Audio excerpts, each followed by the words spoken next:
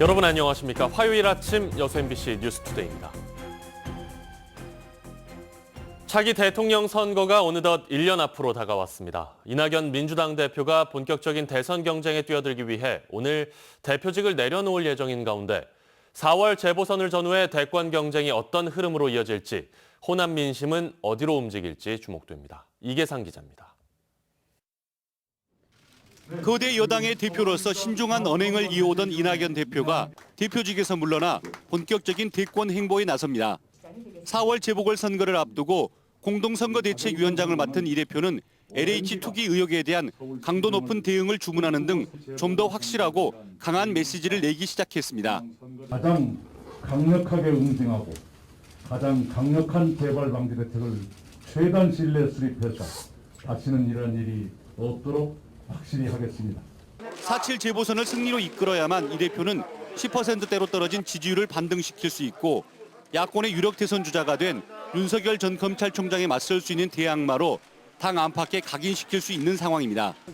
여권에서 지지율 선두를 달리고 있는 이재명 경기도지사는 독주 체제를 노리고 있습니다. 하지만 친문그룹의 적통이 아니라는 점에서 정세균 총리와 임종석 전 청와대 비서실장 등 제3 후보론이 사그러들지 않고 있습니다. 여권의 이재명, 이낙연 양자 구도가 흔들릴 경우 친문 진영을 아우르는 제3 후보로 누가 떠오를지도 중요 관심사가 됐습니다.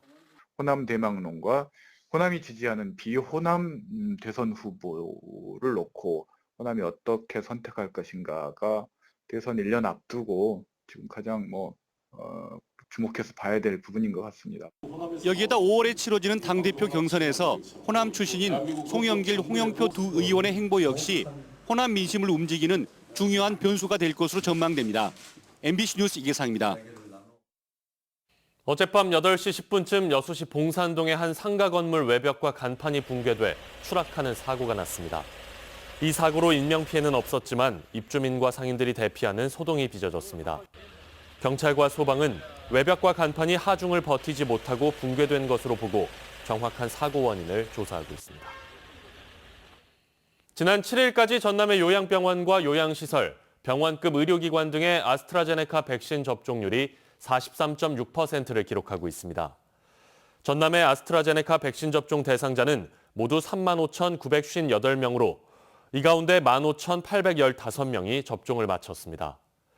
전남의 화이자 백신 접종의 경우 나주병원, 광양우리병원, 화순전대병원에서는 80% 안팎의 접종률을 보이고 있고 목포, 순천, 강진의료원 의료진 접종은 내일부터 진행됩니다. 발열 등 가벼운 이상 반응은 124건이 신고됐습니다. 코로나19의 전국적인 확산 추세 속에서 지난해 고흥을 찾은 방문객 수가 증가한 것으로 분석됐습니다. 인파가 몰리는 유명 관광지 대신 잘 알려지지 않은 한적한 휴양 명소를 찾는 발길이 늘어난 것이 원인으로 분석됩니다. 김주희 기자가 보도합니다. 한반도의 최남단 공군 영남면 해발 410m 복내산 자락 21헥타르 면적의 편백림 군락지. 일제 강점기 당시 시험림으로 조성됐는데 대부분 수령이 100년을 넘어 이제 국가산림문화자산으로 지정된 고흥 8경 가운데 한 곳입니다. 고흥군 영남면 파령산 자락에 위치한 편백치유의 숲도 복내산 편백림과 함께 지역에서 손꼽히는 힐링 휴양의 명소입니다. 고흥 지역에는 이 밖에도 전남도 지정 10호 민간 정원인 하담정을 포함해 10여 곳의 언택트 힐링 휴양 관광 명소들이 산재해 있습니다. 이 같은 지역의 명소들이 코로나19 상황 속에서 각광을 받고 있는 것으로 분석됐습니다. 한국관광공사의 관광특화 빅데이터 분석 결과 지난해 고흥 지역을 찾은 방문객은 589만 명, 지난 2019년 554만 명이었던 것과 비교해 6% 증가한 것으로 집계됐습니다. 전국 자치단체 가운데에도 네 번째로 증가폭이 컸습니다. 아무래도 관광객들이 좀 청정하고 안정적인 관광지를 찾다 보니까 우리 고흥이 그런 관광 트렌드에 최근 관광 트렌드에 맞지 않았나 싶습니다. 전남도도 코로나19 이후 공군의 성공적인 힐링 휴양 관광 정책을 전남 전역으로 연결해 나가기 위한 전략을 세워 추진하고 있습니다. 소규모 비대면 여행 이런 것들로 해서 이런 트렌드에 맞는 예를 들면 웰니스, 반려동물 여행이라든지 이런 테마별로 여행 상품을 개발해서 운영을 한다는 게 4대 전략 15개 과제를 추진할 계획으로 있습니다. 코로나19라는 유례없는 감염병 확산의 상황. 그동안 주목받지 못했던 고흥의 청정 이미지가 전남 관광의 새로운 방향성을 설정하는 데 의미 있는 시작점이 되고 있습니다. MBC 뉴스 김주입니다. 여수의 한 주민센터에 근무하는 직원이 자택에서 숨진 채 발견됐습니다. 여수경찰서 등에 따르면 모 주민센터 직원 한 명이 연락이 닿지 않는다는 신고가 접수돼 어제 오전 자택을 확인한 결과 집안에서 숨진 채 발견됐습니다. 경찰은 외부에서 침입한 흔적이나 스스로 목숨을 끊은 정황은 발견되지 않았다며 정확한 사인을 조사할 예정이라고 설명했습니다. 더불어민주당이 4.7 보궐선거 순천 도의원 후보로 한춘옥 씨를 단수 추천했습니다. 민주당 전남도당 공직후보자 추천관리위원회는 다음 달 7일 치러지는 순천 1선거구 도의원 보궐선거에 한춘옥 예비후보를 단수 후보로 추천했다고 밝혔습니다. 민주당은 지난달 후보 간 금품 살포 의혹과 문자 메시지 발송 허위 조작 공방 등으로 논란이 일면서 후보자 재공모에 나섰습니다. 서남의 김양식이 올해는 예년보다 한 달여 일찍 마무리될 것으로 보입니다. 기상 악화에 코로나19 여파에 따른 인력 부족, 게다가 괭생이 모자반까지 덮치면서 어민들이 김 농사를 서둘러 포기하고 있습니다. 김진선 기자입니다. 해마다 이맘때면 하루 50척 이상의 선박이 갓 채취한 김을 가득 싣고 몰리던 진도의 한 김 위판장. 올해는 절반가량인 20-30여 척이 위판에 참여하고 있습니다. 고수온과 태풍 피해가 극심했던 지난해에 이어 김 생산량이 크게 나아지지 않은 겁니다. 전년도에도 작황이 아주 안 좋아가지고 올해는 좀 작황이 좀 좋으려나 그랬더니 올해 더구나 작황이 안 좋아요. 올해 전남의 김 생산량은 25만 7천 톤. 지난해 같은 기간보다는 소폭 늘었다지만 평년 생산량과 양식 면적을 기준으로 한 생산 계획량의 62%에 그치고 있습니다. 코로나19 여파로 외국인 노동자 수급도 쉽지 않아 김발 관리에도 어려움을 겪은 데다 괭생이 모자반 유입에 강풍까지 겹치면서 생산량 자체가 줄었습니다. 이 때문에 보통 5월 초까지도 이어졌던 김 생산은 올해는 빨리 종료돼 이달 말에서 다음 달이면 마무리될 전망입니다. 시기가 좀 더 앞당겨졌습니다. 앞으로도 가격이나 양은 좀 더 많이 전년보다는 많이 떨어질 걸로 예상이 됩니다.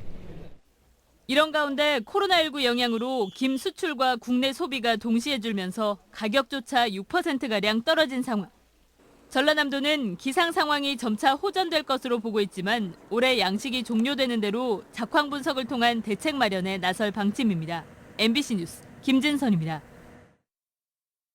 전남 농어촌에서 진행되는 신재생에너지 사업이 대기업 중심의 민영화로 추진돼 마을 공동체에 도움이 되지 않는다는 지적이 제기됐습니다.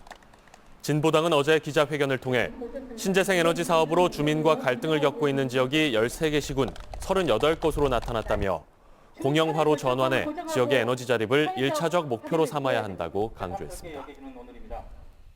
고흥 죽산제가 전남도 지정문화재인 문화재 자료 제293호로 지정고시됐습니다.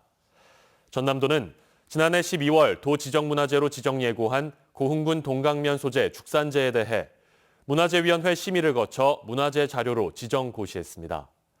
이로써 고흥 죽산제는 고흥군의 49번째 전남도 지정문화재가 됐습니다. 순천농협이 코로나19로 인한 온택트 거래가 늘어남에 따라 침체된 농산물 판로를 확대하기 위한 리셀러 프로그램을 도입합니다. 순천농협은 일반 소비자들을 상대로 농협 상품을 홍보하는 판매자, 즉 리셀러를 모집하고 실제로 판매가 이루어질 경우 수익을 얻을 수 있도록 하는 새로운 시스템을 시작했다고 밝혔습니다. 농협은 오늘부터 오는 15일까지 1차 리셀러 모집을 받고 시범 운영에 들어갑니다. 도로가와 주택의 사고 위험이 있어 보입니다.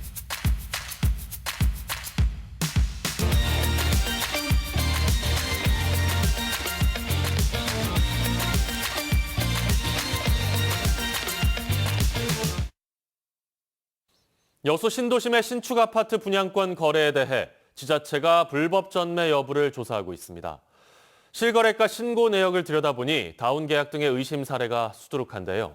단속이 용두사미로 끝나는 경우가 적지 않아 관계기관들의 적극적인 의지가 필요해 보입니다. 문형철 기자입니다.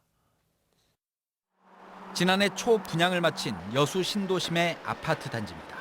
분양 가격은 확장비를 포함해 3억 원 가량이었지만 올해 1월 전매 제한이 풀리자 저층은 5천만 원 이상, 고층은 1억 원 이상의 웃돈이 붙었습니다. 그런데 지금까지 거래된 80여 건의 실거래가 신고 내역을 들여다보니 대부분 분양가와 별 차이가 없습니다. 양도세를 적게 내기 위해 거래 가격을 실제보다 낮게 신고하는 이른바 다운 계약이 이루어진 것으로 보입니다. 다운이 들어간 거죠. 저층은 한 9천 선, 최고가는 1억 8천 정도. 지난달 지자체가 전수조사 계획을 발표한 이후 분양권 거래 건수가 크게 줄었지만 매매가를 낮춰 신고하는 등 불법 거래 의심 사례가 이어지고 있습니다. 전매 제한 기간 이전에 지금 그 의심이 되는 분양권을 거래한 의심이 되는 사례가 지금 일부 나오고요. 그 의심 자료는 경찰서에다가 의뢰를 해서 하지만 세무서의 금융거래조사나 경찰의 충분한 수사가 뒷받침되지 않으면 단속은 용두사미로 끝날 수밖에 없습니다. 실제로 지난해 분양권 불법 거래가 성행했던 순천의 경우 인력 등을 이유로 관계기관들이 후속 조치에 소극적인 모습을 보이면서 다운 계약 등의 불법 행위가 여전한 상황입니다. 부분 작업을 잘 하셔야죠. 그런 부분은 오셔서 직접 만나 뵙고 말씀을 드릴게요. 부동산 시장 정상화에 대한 관계기관들의 의지와 행정력이 시험대에 오른 가운데 여수시는 1차에 이어 최근 2차 조사 대상 60여 명에 대해서도 금융자료 제출을 요구했습니다. MBC 뉴스 문형철입니다.